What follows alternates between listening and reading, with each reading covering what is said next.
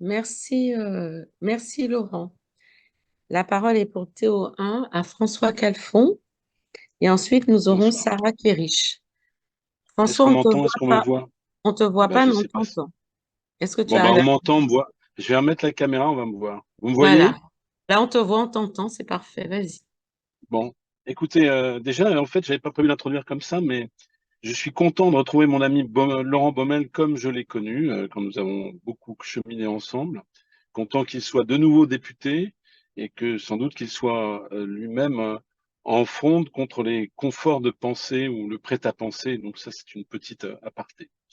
Deuxièmement, je voudrais quand même qu'on évite, et c'est le sens de mon intervention, ce sera sous la même volonté de synthèse, mais synthèse exigeante, pas synthèse factice, que Laurent, j'interviendrai ce soir. Donc, je voudrais qu'on s'évite les anathèmes sur les purs et les traîtres ce soir, puisque vous avez beaucoup parlé de Raphaël Glucksmann.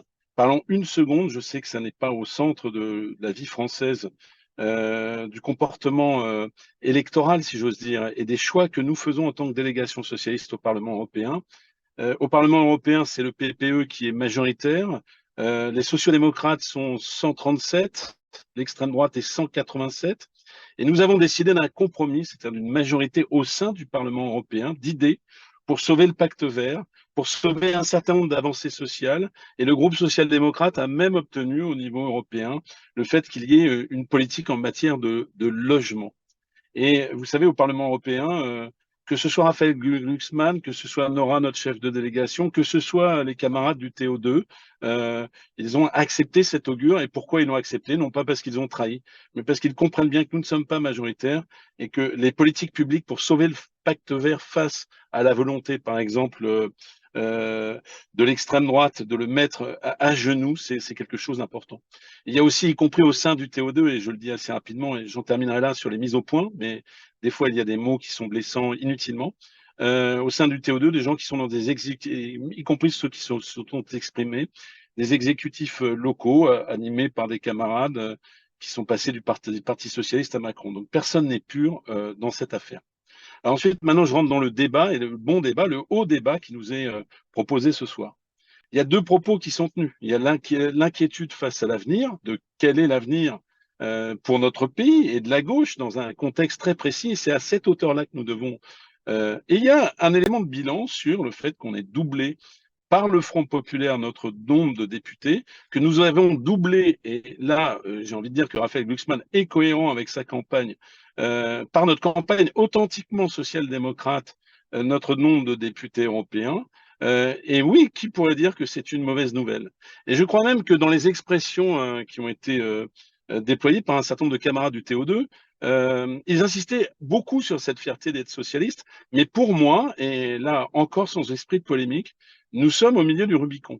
Nous sommes au milieu du Rubicon parce que la conséquence de ce retour en grâce des socialistes dans l'opinion, la conséquence y compris de la critique qui peut être faite à l'endroit de Jean-Luc Mélenchon, nous ne la tirons pas.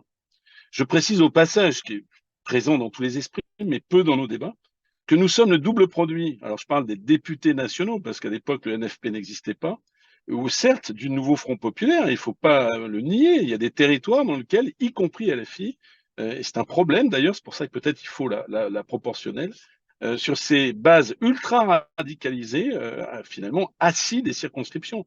Au passage, et je le dis pour m'en désoler, sans doute avec David Assouline, euh, parfois ce sont les pires des députés LFI. Il y a une dizaine, moi je dirais, de moutons noirs qui sont en dehors du pacte républicain, qui ont été réélus, et réélus brillamment dans ces circonscriptions. Mais il y a aussi, bien sûr, le Front républicain, et nous avons une majorité relative, nous n'avons pas de majorité absolue. Alors ensuite, il faut rentrer dans ce qu'il y a devant. Et moi, je suis d'accord, au risque de vous surprendre, je suis d'accord sur le fait que nous ne sommes pas au point mort dans les discussions, y compris des 15 jours, avec non pas la personnalité de Mme Castet, que je ne connais pas, mais y compris ses propos de ce matin, malgré ses maladresses.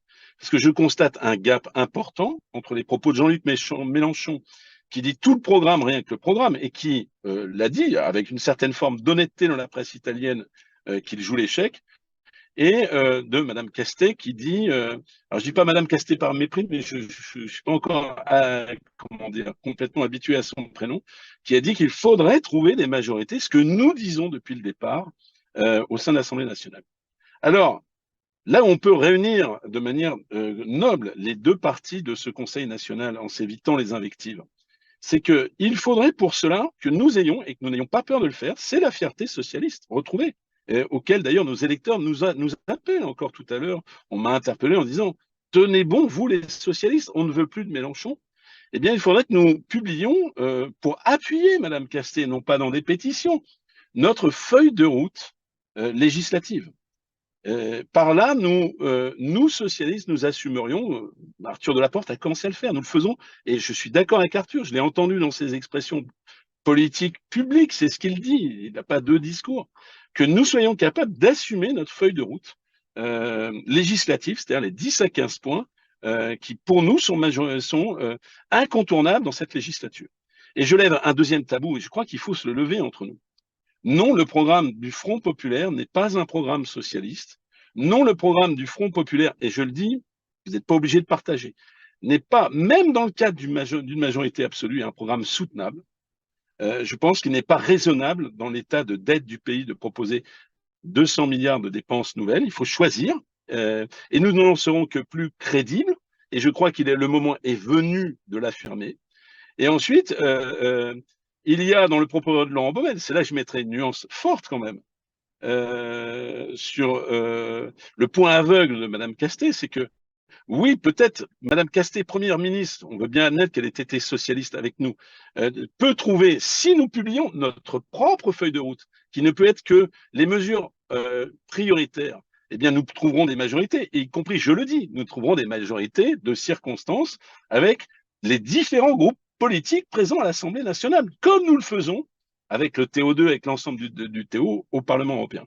Mais ça ne lève pas un lièvre, c'est la composition de ce gouvernement avec à des postes régaliens des gens d'LFI qui aujourd'hui ont franchi un pas. On voit bien que la poutre travaille, y compris dans leur formation politique, mais ne se sont pas convertis à la gauche de gouvernement.